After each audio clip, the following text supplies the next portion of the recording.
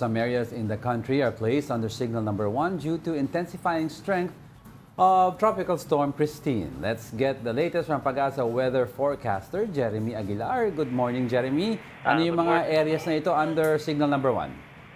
Signal number po sa eastern and central portions of mainland Cagayan, Isabela, Quirino, southern portion of Nueva Vizcaya, Aurora, eastern portion of Rizal, eastern portion of Laguna, northern and eastern portions of Quezon, including Polillo Islands, Marinduque, Romblon, Camarines Norte, Camarines Sur, Catanduanes, Albay, Sorsogon, and Masbate, including Ticao Island and Bures Island.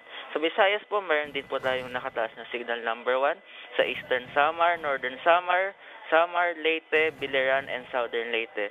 Sa Mindanao po, mayroon din po nakataas na signal number 1 sa Dinagat Islands and Surigao del Norte, including Siargao, Bukas, Gande Group.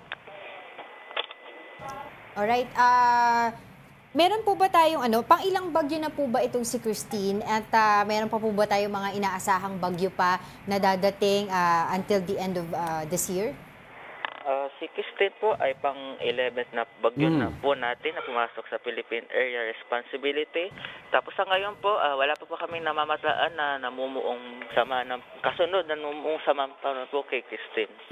Kailan po ba lalabas ulit? Para po malinaw tayo, kailan po lalabas sa Philippine Area of Responsibility itong si Bagyong Christine? Si Bagyong Christine po ay nasa magla-landfall bukas po sa Isabela ng gabi. Tapos lalabas po siya ng Philippine Area Responsibility by Friday evening po. Oo, wala po ba tayo nakikitang mga pagbabago ng direksyon dahil po dito sa easterlies?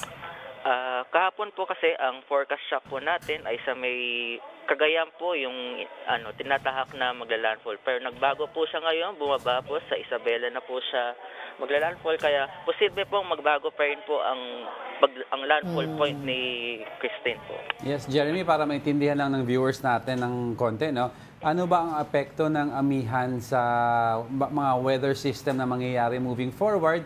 Kasi sinasabi nila bakit usually daw pag Burr months, karamihan ng bagyo nasa bandang southern area. Ang amihan po kasi, ang amihan, pinapalakas po ang wind shear. Ang wind shear po nakakasira po sa atin sa mga bagyo. Kaya usually sa baba po sila dumadaan sa Visayas or Mindanao po.